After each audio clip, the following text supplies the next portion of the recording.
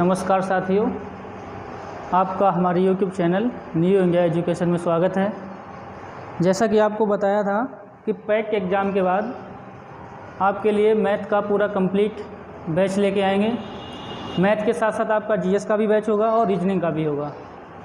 तो आइए आज बात करते हैं मैथ के बैच के लिए। जो हमारा A to Z बैच होगा, इसमें आपको क्या क्या बताया जाएगा।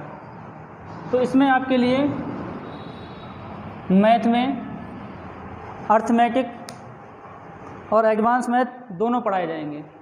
तो देखिए, पहले एनालिसिस कर ले रहे हैं कि मैथ में क्या क्या आपको बताया जाएगा।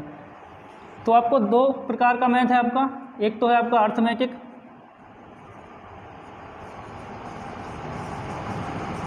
और दूसरा एडवांस एंड एलिमेंट्री।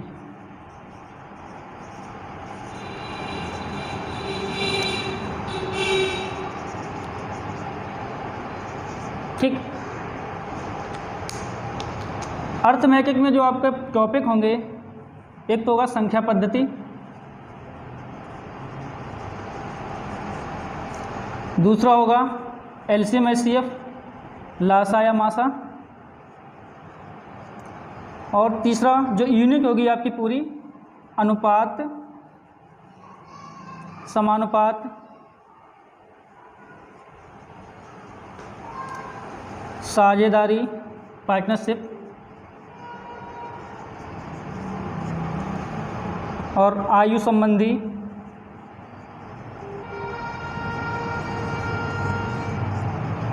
इनकी पूरी यूनिट होगी। क्योंकि ये बेस्ड जो है आपका अनुपात समानुपात से ही बेस्ड है। अनुपात समानुपात, साझेदारी और आयु संबंधी, ये तीनों एक ही बेस पे बताए जाएंगे आपको। चौथी यूनिट जो आपकी है वो है प्रतिशतता की। प्रतिशतता में आपका पूरी यूनिट में आ जाएगा लाभ और हानि, और आएगा आपका साधारण ब्याज है और चक्रवृद्धि ब्याज।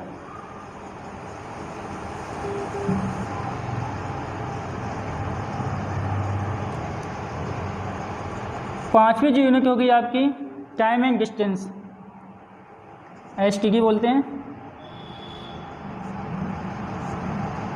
चाल, समय और दूरी। इसमें आपका आ जाएगा रेल संबंधी क्वेश्चन होते हैं,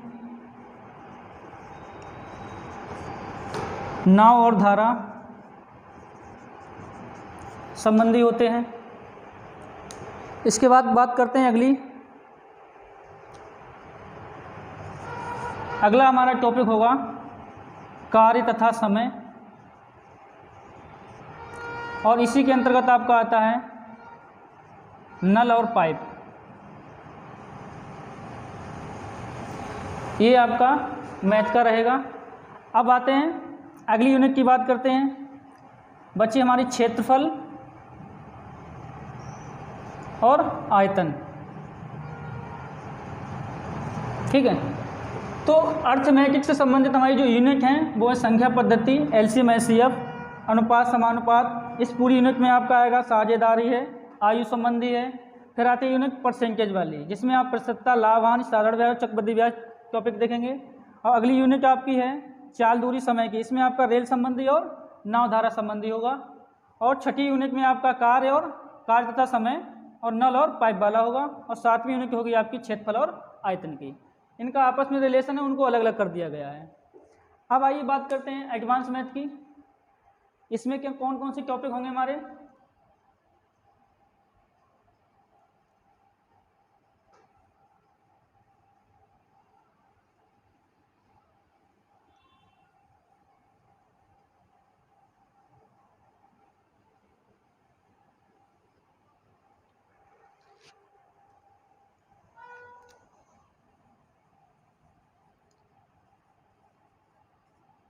एडवांस मैथ में जो आएगा हमारा, पहली यूनिट होगी आपकी बीजगणित, दूसरा आपका आएगा त्रिकोणमिति,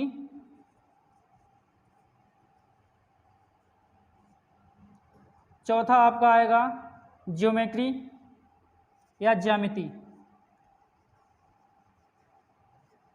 तीसरा, चौथी जो यूनिट होगी आपकी वो होगी निर्देशांक ज्यामिति या कोऑर्डिनेट, निर्देशांक ज्यामिति।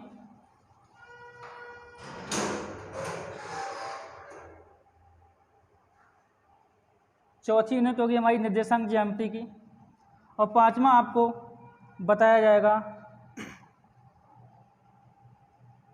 प्रायिकता। ठीक, तो बताए गए एक टॉपिक के अनुसार आज हम आपको लेके चलेंगे अर्थमैटिक के लिए। अर्थमैटिक में जो हमारा टॉपिक रहेगा वो रहेगा संख्या पद्धति का। आइए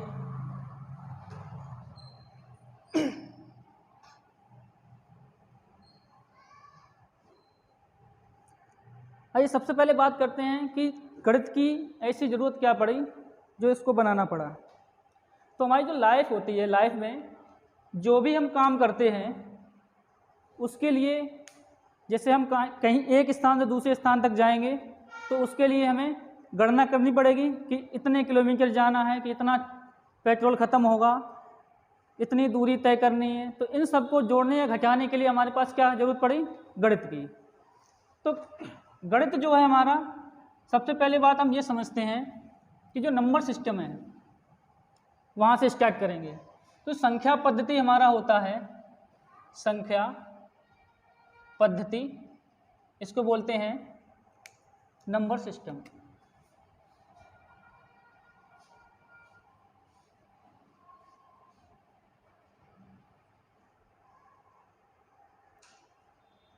नंबर सिस्टम में आपका, जैसे आप ये समझिए, जैसे कोई भी एक फैमिली है, फैमिली को चलाने के लिए एक प्रत्येक सदस्य का अपना अपना एक काम होता है। तो सेम इसी प्रकार आप ये समझिए, एक हमारी सरकार है, सरकार को चलाने के लिए क्या होता है? राष्ट्रपति होता है, राष्ट्रपति के साथ साथ उसके नीचे मंत्री होते हैं। तो पूरी सरकार किसी एक व्यक्ति के ऊपर डिपेंड नहीं होती है। तो इसी प्रकार हम कह सकते हैं जो हमारा मैथ है, मैथ का कोई एक टॉपिक नहीं है, उसमें आपका संख्या पद्धति है। इसके लिए, इसको समझने के लिए आपको बहुत सी पद्धतियाँ समझनी होगी। तो सबसे पहली बात तो यह है, इसको समझने के लिए जो जो पद्धतियाँ हैं उनको समझते हैं। तो इसके लिए हमारी एक तो पद्धति होती है दशमलव पद्धति, दशमलव पद्धति, इसको बोलते हैं decimal number system, decimal number system. अब डेसिमल नंबर सिस्टम है तो इसमें कितने अंकों का प्रयोग किया जाता है? जो हमारी दशमलव पद्धति है इसमें हमारे 10 अंकों का प्रयोग किया जाता है, जिसमें 0 से लेकर 9 तक अंक प्रयुक्त होते हैं। तो अगर आपसे पूछा जाए कि दशमलव पद्धति का हमारा बेस कितना है, बेस का मतलब ये है कि किस पे कितने अंकों पर आधारित है। तो दशमलव पद्धति है 10 अंकों पर हमारी आधारित है, तो इसका बेस कितना हो जाएगा? 10। अब आइए बात करते हैं अगली पद्धति की। जो हमारी अगली पद्धति है उसको बोला जाता है द्वयाधारी पद्धति, द्वयाधारी पद्धति, इसको बोलते हैं बाइनरी नंबर सिस्टम। जो बाइनरी नंबर सिस्टम है इसका प्रयोग हमारा कंप्यूटर की लैंग्वेज में किया जाता है, क्योंकि जो कंप्यूटर होता है सिर्फ 2 ही अंकों को मान्य करता है, एक तो हमारा 0 और दूसरा 1। तो इसमें कितने अंकों का प्रयोग होता है? 0 और 1। अगर इसका आधार पूछा जाए तो आधार कितना हो जाएगा? बेस, इसका हमारा बेस हो जाएगा 2। ठीक है। अब आइए बात करते हैं और पद्धतियां हमारी।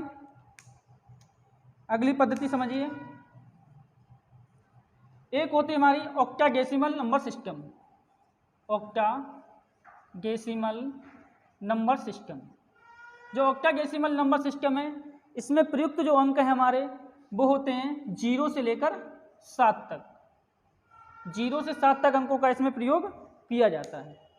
अगर इसका बेस पूछा जाए तो जितने अंकों का प्रयोग किया जाएगा वही उसका बेस होगा, इसका बेस हो जाएगा हमारा 8। अब आइए अगली पद्धति की बात करें। अगली पद्धति हमारी होती है hexadecimal number system. Hexadecimal number system में जो हमारी अंकों का प्रयोग है वो 0 से लेकर हमारा 15 तक किया जाता है। तो इसका भी बेस हमारा कितना हो जाएगा? इसका भी बेस हो जाएगा हमारा 16। तो जितने अंकों का प्रयोग होगा उस पद्धति का उतना ही बेस होगा। अब सबसे पहली बात ये, जो हमें जो पढ़ना है उसकी बात करेंगे। जो हमें पढ़ना है वो पद्धति हमारी है दशमलव पद्धति। जो हमारे लिए इम्पोर्टेंट है, जो एग्जाम में हमारा पूछा जाता है, वो कहाँ से पूछा जाता है? दशमलव पद्धति से। ठीक है, इसके बाद हम इसकी बात करेंगे द्विआधारी की। कभी कभी क्वेश्चन पूछ लिए जाते हैं आपके द्विआधारी पद्धति से। तो आइए बात करते हैं सबसे पहले दशमलव पद्धति की। देखिए,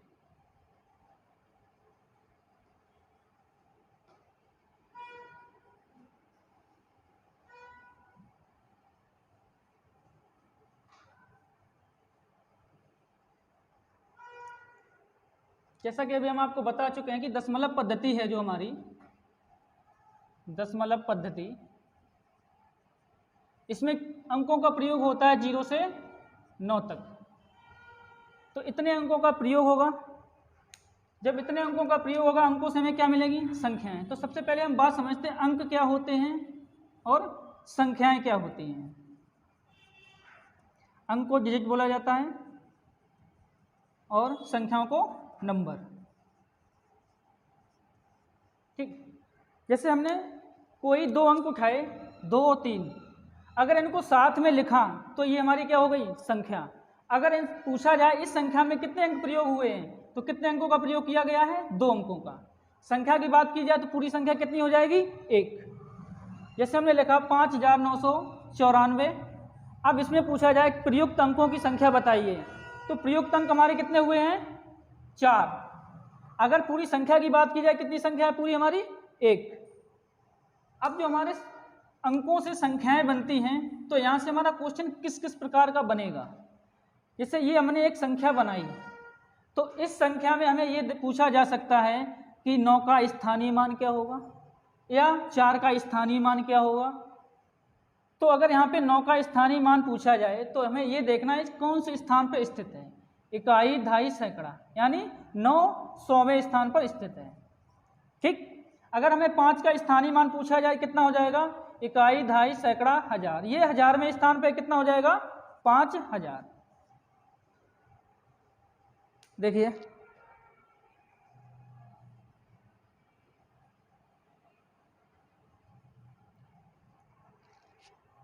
जब हमें अंक से संख्याएं मिली तो संख्याओं से हमें 2 चीजें पता चली कि हमें संख्याओं में क्या क्या पता होना चाहिए? स्थानीय मान, और इसको बोला जाता है आपका प्लेस वैल्यू। Place value. दूसरा आपका ये है जातीय मान या अंकीय मान। इनको बोला जाता हमारा फेस वैल्यू। जैसे कोई संख्या हमारी दे रखी है 8768, तो इसमें अगर आपसे पूछा जाए कि 7 का स्थानीय मान ज्ञात कीजिए, तो हमें ये पता है कि इकाई, दहाई, सैकड़ा ये 100वें स्थान पर है, तो इसका स्थानीय मान कितना हो जाएगा? 700। ऐसे अगर 6 का स्थानीय मान पूछा जाए तो कितना हो जाएगा? इकाई, दहाई, 10वें स्थान पे क्या हो जाएगा? 60। अगर 8 का पूछा जाए तो इकाई, दहाई, सैकड़ा, हजार, 1000वें स्थान पे क्या हो जाएगा? 8000। ये तो हमारी बात हो गई स्थानीय मान की। अब बात करते हैं जातीय मान की। तो जातीय मान होता है या अंकीय मान होता है या इसको फेस वैल्यू बोलते हैं। फेस वैल्यू जो भी होता है हमारा, ये जो हमारी संख्या होती है, जो हमारा अंक होता है, वही उसका फेस वैल्यू होता है। जैसे हमसे पूछा जाए 8 का फेस वैल्यू क्या होगा, तो इस अंक का प्रतीक हमारा 8 है, तो इसका फेस वैल्यू भी 8 हो जाएगा। ये हमारा अगर 7 का फेस वैल्यू पूछा जाए तो कितना हो जाएगा? 7 हो जाएगा। ऐसे अगर आपसे 8 का पूछा जाए तो कितना हो जाएगा? फिर 8 हो जाएगा फेस वैल्यू। तो यहाँ से क्वेश्चन आपका स्थानीय मान और जातीय मान डायरेक्ट नहीं पूछता। अब क्वेश्चन में चेंजमेंट है आपका।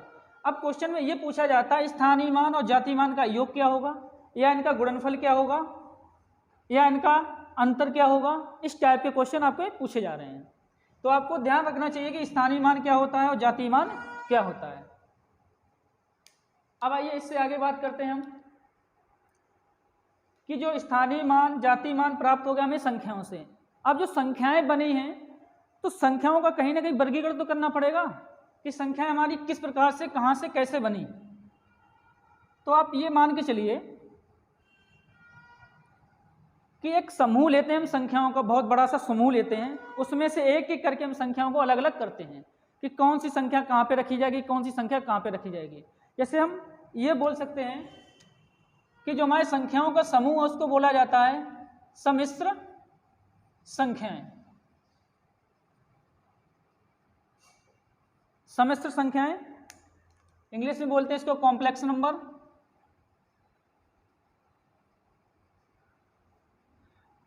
अब आपने मैथ में पढ़ा होगा कॉम्प्लेक्स नंबर जो हमारा होता है उसका रूप ये होता है a plus I B.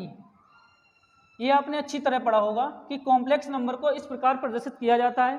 Numerical value में अगर देखा जाए तो लिख दिया जैसे 5 प्लस हमने 3i लिखा, तो इस प्रकार का रिप्रेजेंट किया जाता है समिश्र संख्याओं को। तो जो हमारी समिश्र संख्याएं हैं, आपने ये देखा समिश्र संख्या में दो रूप बने, ये संख्याएं और ये संख्याएं। अगर समिश्र संख्याओं से क्वेश्चन आपका पूछा जाएगा तो यही पूछा जाता है इस संख्या का मॉड क्या होगा। ठीक, अगर मॉड पूछा जाए तो हमारा होता है अंडर रूट ए स्क्वायर प्लस बी स्क्वायर, ये हमारा होता है समिश्र संख्याओं का मॉड। अब आप यहां से समझिए जो समिश्र संख्या है इसको हम दो भागों में डिवाइड कर सकते हैं।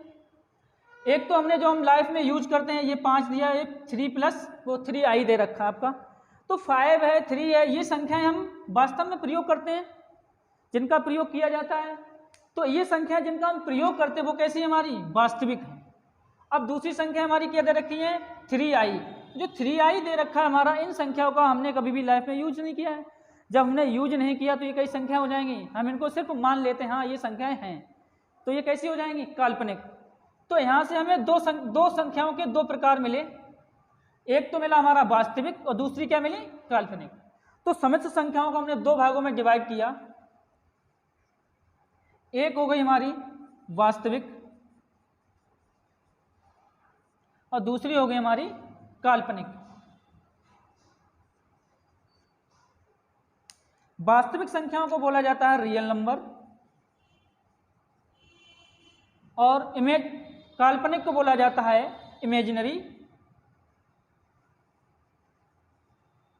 Imaginary number. अगर हम काल्पनिक संख्याओं की बात करें तो काल्पनिक संख्या हमारी वो होती हैं जिनकी सिर्फ हम कल्पना मात्र करते हैं। तो काल्पनिक संख्याओं की बात की जाए, इसको रिप्रेजेंट किया जाता है आई से। जब इसको आई से डिनोट किया जाता है और आपको ये पता है कि आई स्क्वायर का मान जो होता है -1 होता है, तो अगर केवल आई का मान पूछा जाए तो क्या हो जाएगा अंडर रूट में -1। तो काल्पनिक संख्याओं से आपका हाईएस्ट क्वेश्चन यहीं से बन सकता है कि काल्पनिक जो संख्याएं होती हैं हमारी वो होती हैं अंडर रूट में कोई भी संख्या अगर ऋणात्मक दे रखी है वो हमारी कैसी संख्या हो जाएगी काल्पनिक। एक्स वाई जेड कोई भी संख्या हमारी दे रखी है, जैसे हमने लिख दिया अंडर रूट में -3, अंडर रूट में -6 है, ये सब हमारी कैसी हो जाएंगी काल्पनिक संख्याएं हो जाएंगी। अब आइए बात करते हैं वास्तविक संख्याओं की। तो जो वास्तविक संख्याएं हमारी होती हैं, जितनी भी संख्याओं का हम लाइफ में यूज करते हैं, माइनस प्लस जो भी दे रखा है, जैसे हमने लिख दिया -3 है, -6 है, या 0 लिख दिया, या 1 लिख दिया, या 2 लिख दिया, या 3 लिख दिया, ये सब संख्याओं का जो हम यूज करते हैं तो ये संख्याएं कैसी हमारी वास्तविक हैं। तो अगर इनकी काउंटिंग की जाए कि वास्तविक संख्याएं हमारी कहाँ से लेकर कहाँ तक होंगी, तो अगर काउंटिंग की बात की जाए तो जितनी भी संख्याएं हमारी माइनस में हाईएस्ट कितना होगा कोई पता नहीं है, अगर प्लस में इनफाइनाइट देखा जाए तो कोई पता नहीं है। तो हम ये कह सकते हैं जो हमारी वास्तविक संख्याएं हैं वो -इनफाइनाइट से लेकर प्लस इनफाइनाइट के बीच में जो भी संख्याएं आएंगी हमारी वो सब क्या हो जाएंगी वास्तविक संख्याएं। यानी -इनफाइनाइट से लेकर और प्लस इनफाइनाइट के मध्य में जितनी भी हमारी संख्याएं आएंगी सब कैसी हो जाएंगी वास्तविक संख्याएं हो जाएंगी। अब हमने सोचा कि वास्तविक संख्याओं को भी अलग अलग किया जाए, क्योंकि वास्तविक संख्याओं का यूज अगर हम करते हैं माइनस वाली प्लस वाली, तो हमें ये पता है, आपने ये देखा होगा कि कोई भी संख्या हमने लिखी, एक तो हम पूरी पूरी लिख सकते हैं कि 5 लिखा या 6 लिखा या -6 लिखा, 0 लिख दिया या 3 लिख दिया या -3 लिख दिया, ये सब हमारी कैसी हो जाएंगी वास्तविक संख्याएं ये तो हैं। तो ये तो हमारी पूरी पूरी वैल्यू में है, जब ये पूरी पूरी वैल्यू में है तो इनको क्या बोल दिया जाएगा पूर्णांक। अब कुछ संख्या हमारी दशमलव में जाती हैं। जैसे ये लिख दिया जाए 0.5 है, 3.5 है, तो ये भी हमारी क्या है, ये 0 से 1 के मध्य में आती है। तो मैंने जब लिमिट लगा रखी है आपकी माइनस इनफाइनाइट से प्लस इनफाइनाइट के मध्य अगर दे रखा है, तो हम कह सकते हैं ये 0.5 भी हमारा कहाँ आएगा, इन्हीं संख्याओं के मध्य में आएगा। इसी प्रकार अगर 3.5 की बात की जाए तो ये भी हमारा 3 और 4 के मध्य की वैल्यू है, तो ये भी हमारा कहाँ आएगा, माइनस इनफाइनाइट से प्लस इनफाइनाइट के मध्य आएगा। या हम ये कह सकते हैं जैसे हमने लिखा 1/2 है, ये भी हमारा कहाँ आएगा, माइनस इनफाइनाइट से प्लस इनफाइनाइट के मध्य आएगा। तो हम कह सकते हैं कि हम अगर वास्तविक संख्याओं को डिनोट करना चाहें तो किस प्रकार करेंगे। अगर ये तो हमारी कैसी हो जाएंगी, पूर्णांक, और ये हमारी कैसी हो जाएंगी, दशमलव या फिर भिन्नात्मक। तो इनको दो भागों में डिवाइड किया जा सकता है वास्तविक संख्याओं को।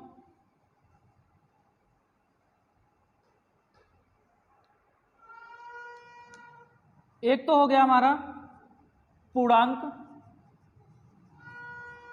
इसको बोलते हैं इंटीजर,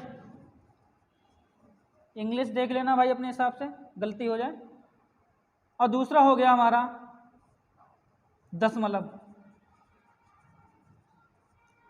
दशमलव या फिर भिन्न, इसको बोलते हैं डेसिमल।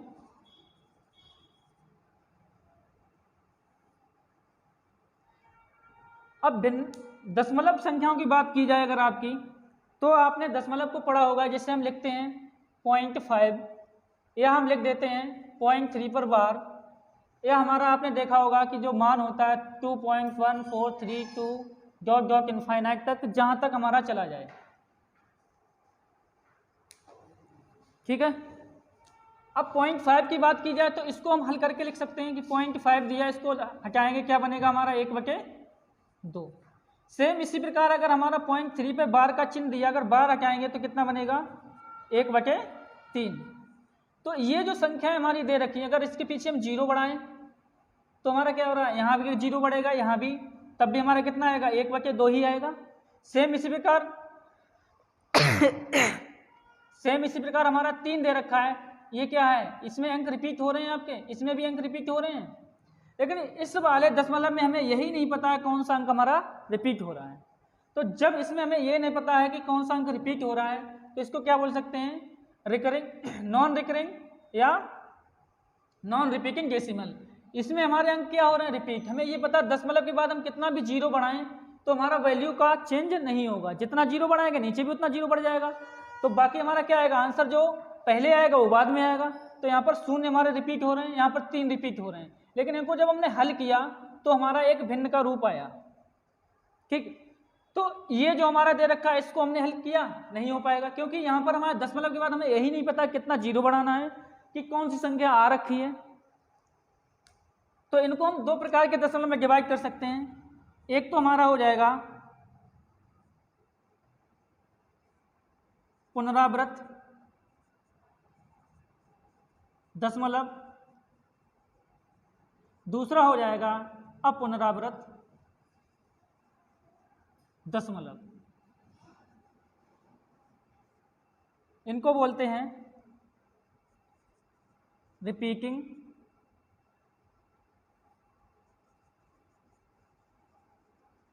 डेसिमल, इसको बोला जाता है नॉन रिपीटिंग डेसिमल।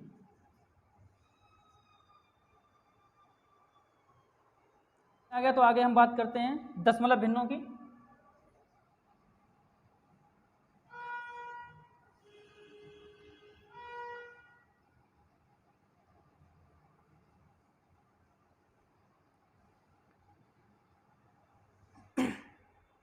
जो हमारा दशमलव या भिन्न की बात चल रही थी, दशमलव या भिन्न,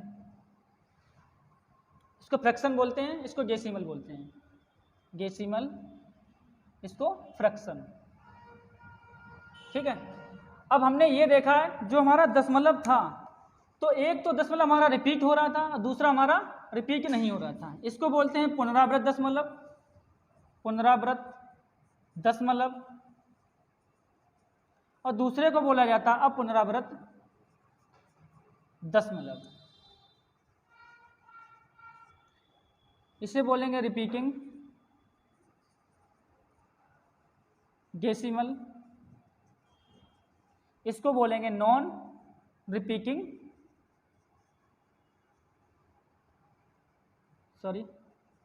नॉन रिपीटिंग डेसिमल। जो हमारे दशमलव पुनरावृत्त थे उनको हमने क्या किया था, भिन्न के रूप में चेंज किया था। जो भिन्न के रूप में चेंज हो रहे थे, पी अपॉन क्यू का रूप ले रहे थे, इन्हीं को क्या बोला जाएगा, जो हमारा पी अपॉन क्यू का रूप लेंगे इनको बोला जाएगा परिमेय संख्याएं, रेशनल नंबर। जो हमारे दशमलव रिपीटिंग थे वो हमारे भिन्न के रूप में चेंज हो रहे थे, इनको क्या बोला जाएगा, पी अपॉन क्यू के रूप में बदला जा सकता है, तो इनका बोला जाएगा परिमेय संख्याएं। और जो हमारे चेंज ही नहीं हो रहे थे इनको क्या बोला जाएगा, अपरिमेय संख्याएं, अपरिमेय संख्याएं। तो परिमेय संख्याओं की बात की जाए तो जो पी अपॉन क्यू के रूप में चेंज हो रहे थे, जो पी अपॉन क्यू के रूप में चेंज नहीं होंगे वो हमारे क्या हो जाएंगे, अपरिमेय संख्याओं के रूप में। अब परिमेय संख्याओं में जो होता है वो क्यू का मान हमेशा जीरो नहीं होगा, क्योंकि जीरो अगर हो जाएगा क्यू का मान तो फिर क्या बन जाएगा, हमारा इनफाइनाइट बन जाएगा, और इनफाइनाइट बनने से हमारा ये क्या हो जाएगा, हल नहीं होगा। तो अपरिमेय संख्या हमारी कौन सी होती हैं, जो पी अपॉन क्यू के रूप में चेंज नहीं की जा सकती है।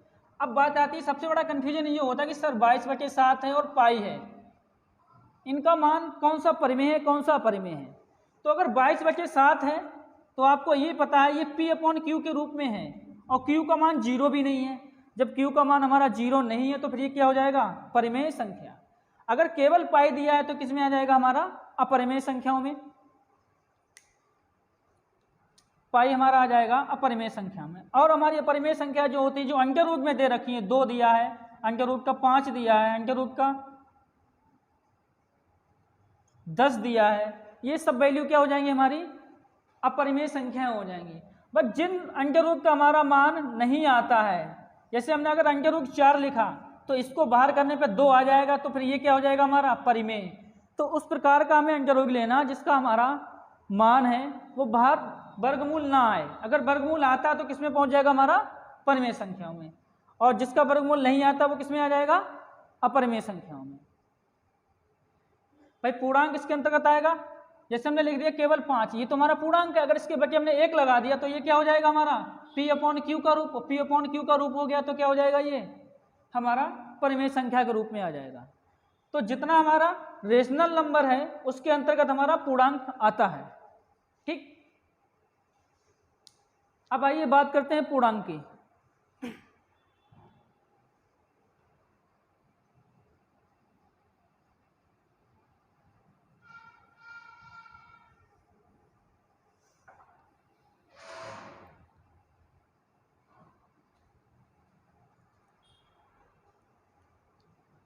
अब देखिए पूर्णांक की बात करेंगे। जो हमारा पूर्णांक होता है, पूर्णांक भी हमारा लिमिट कौन सी है, -इनफाइनाइट से लेके प्लस इनफाइनाइट तक। तो जो पूर्णांक है इसको भी हम डिवाइड कर सकते हैं 3 भागों में, क्योंकि प्लस वाले अलग होंगे माइनस वाले अलग होंगे। शून्य जो है हमारा ना तो प्लस में होता है ना फिर माइनस में होता है, तो इनको 3 भागों में डिवाइड किया जा सकता है। एक तो हमारा हो जाएगा पॉजिटिव, दूसरा नेगेटिव और 0। तो पॉजिटिव की अगर बात की जाए तो पॉजिटिव संख्या में हमारा 1, 2 डॉट डॉट इनफाइनाइट तक, यानी प्लस की जो संख्याएं 1 से लेकर इनफाइनाइट तक जो होंगी वो किस में आएंगी, पॉजिटिव में। अब माइनस वाली जो संख्याओं की बात की जाए ये हमारी होती हैं -1 से लेकर माइनस इनफाइनाइट तक, ये हमारी क्या होती है, नेगेटिव। और शून्य एक अपने आप में दे रखा है। अगर बात की जाए पॉजिटिव संख्याओं की तो पॉजिटिव जो संख्याएं होती हैं इन्हीं संख्याओं को हम क्या बोलते हैं, प्राकृत संख्याएं, प्राकृत संख्याएं या नेचुरल नंबर, नेचुरल नंबर बोलते हैं, या फिर इनको बोला जाता है काउंटिंग नंबर, काउंटिंग नंबर। इन्हीं संख्याओं को हम काउंटिंग नंबर बोलते हैं, इन्हीं संख्याओं को हम प्राकृत संख्याएं बोलते हैं। अगर प्राकृत संख्याओं की बात की जाए तो सबसे पहली बात ये, इनको प्राकृत बोला क्यों जाता है। तो प्राकृत संख्याएं हमारी होती हैं प्रकृति में जो भी चीज़ हमारी उपस्थित है उसकी अगर गिनती की जाएगी तो स्टार्टिंग कहाँ से होगी, 1 से। जब उसकी स्टार्टिंग हमारी 1 से होगी और 1 से लेकर आगे जितना भी बढ़ेंगे वो सब हमारी क्या गिनती बढ़ती जाएगी, या उनको गिनती बोला जा सकता है। तो काउंटिंग नंबर और प्राकृत संख्याओं का मतलब हमारा यही है कि प्रकृति में किसी भी वस्तु की गिनती करनी है तो गिनती करने के लिए जिन अंकों का प्रयोग करेंगे, जिन संख्याओं का प्रयोग करते हैं, वो सब हमारे क्या हो जाएंगे, प्राकृतिक संख्याएं। ठीक है, तो इनको हम प्राकृतिक संख्या इसीलिए बोलते हैं कि प्रकृति में किसी भी वस्तु की, किसी भी एक्स वाई जेड कोई भी किसी का गिनती करना है हमें, तो गिनती करने के लिए जिन संख्याओं का प्रयोग किया जाएगा वो हमारी क्या हो जाएंगी, प्राकृत संख्याएं। अब आइए बात करते हैं जीरो की। जैसे आपके दिमाग में एक क्वेश्चन आएगा कि सर कोई चीज़ हमारी प्रकृति में उपस्थित नहीं, फिर क्या किया जाएगा। जब कोई चीज़ हमारी उपस्थित नहीं है प्रकृति में, तो उसके लिए हमारा बना है शून्य, जिसकी खोज आर्यभट्ट ने की थी। तो अभी तक हमारी संख्याओं में शून्य की कमी थी। और शून्य को अगर प्राकृतिक संख्या यानी नेचुरल नंबर के साथ ऐड कर दिया जाए तो इनको बोला जाता है पूर्ण संख्याएं, पूर्ण संख्याएं या फिर होल नंबर, या बोला जाता है हमारा होल नंबर। तो अगर आपसे क्वेश्चन में पूछा जाए शून्य क्या है, तो शून्य हमारा क्या है, एक पूर्णांक है। जब इनको प्राकृतिक संख्याओं के साथ लिया जाएगा तब ये पूर्ण संख्याओं का रूप लेंगे। ये अकेला हमारा शून्य पूर्ण संख्या नहीं है, अकेला शून्य को हम पूर्ण संख्या नहीं बोल सकते, क्योंकि शून्य हमारा क्या यहाँ पे पूर्णांक है। और जो पूर्ण संख्याएं होती हैं वो हमारी क्या होती है, शून्य के साथ प्राकृतिक संख्याओं की जो गिनती होती है उसको बोला जाता है पूर्ण संख्याएं। तो हमारी पूर्णांक को दो भागों में, तीन भागों में डिवाइड किया जा सकता है, नेगेटिव, पॉजिटिव और जीरो। एक प्रकार से इनको और डिवाइड किया जा सकता है हमारा, एक होता है सम और विषम, सम और विषम।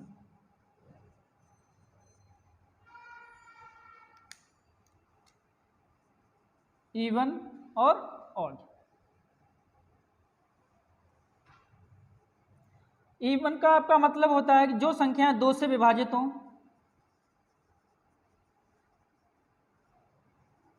और ऑड हमारी जो होती है दो से विभाजित नहीं होती हैं,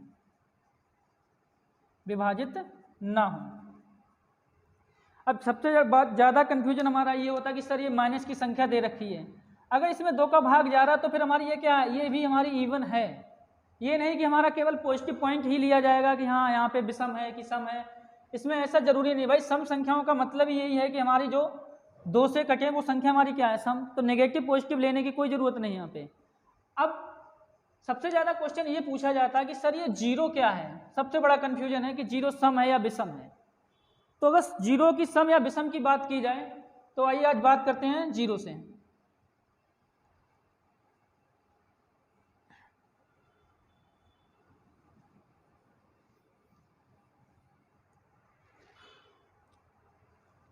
शून्य हमारी संख्या सम है या विषम, सम या विषम। तो शून्य की अगर बात की जाए तो हमें ये पता है कि कुछ लोगों का मानना है कि किसी भी संख्या के साथ हम शून्य को लगा देते तब ये सम हो जाती है। हम केवल बात कर रहे हैं अकेले शून्य की। अगर अकेला शून्य है तब हमारा सम होगा या फिर विषम होगा। आपको एक थ्योरी पता होगी कि किसी सम संख्या और एक विषम संख्या अगर इनका योग किया जाए तो हमारा क्या आता है, विषम संख्या ही आता है। जैसे आप समझ लीजिए, हमने ले ली सम संख्या 4 और इसमें विषम संख्या जोड़ी 3, कितना हुआ हमारा 7। सेम इसी प्रकार हम कर सकते हैं, 6 ले लिया हमने, यहाँ पे ले ली विषम संख्या 5, कितना हुआ 11। तो इनका योग करने पर हमें कौन सी संख्या प्राप्त होती है, विषम। तो यहाँ विषम है हमारी, ये भी विषम है, ये संख्या विषम थी, ये सम थी, इनका योग क्या आया, विषम। ये संख्या सम थी, ये विषम थी, क्या आया, विषम। अब बात करते हैं शून्य की। अगर हम शून्य को विषम मान के चलें तो हम किसी भी संख्या में जोड़ेंगे तो कितना प्राप्त होगा, 4। अगर सम संख्या में जोड़ के शून्य को विषम मान लिया तो हमारी संख्या क्या आई, सम। जबकि हमारा फिर ये थ्योरी क्या हो जाएगी आपकी, गलत। यदि हम सम जीरो को सम मान के चलते हैं, 0 प्लस विषम संख्या 3 ले ली, कितना आ जाएगा 3। तो हमें ये पता है कि हमने अगर इसको सम लिया है, ये हमारी विषम संख्या है, इसका योग कितना आया हमारा 3, ये भी हमारी क्या है, एक विषम संख्या है। तो हम कह सकते हैं शून्य हमारा क्या है, एक सम संख्या है। दूसरा रीजन भी समझ लीजिए इसका।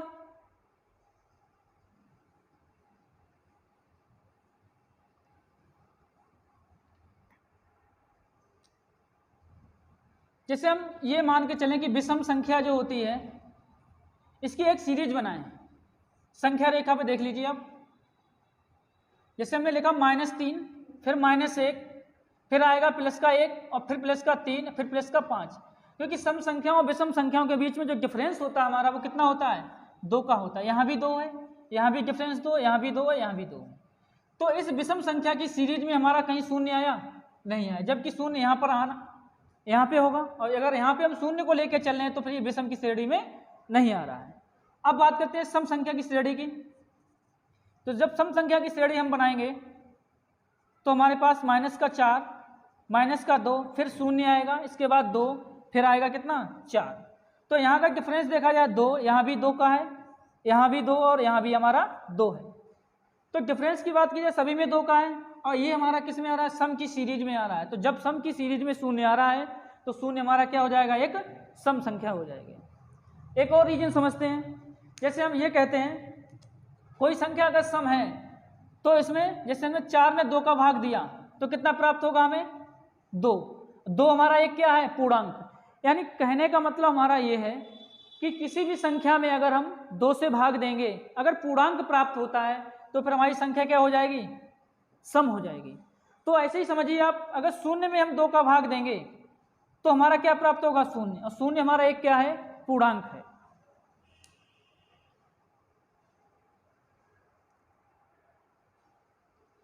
आज के लिए इतना ही रखते हैं।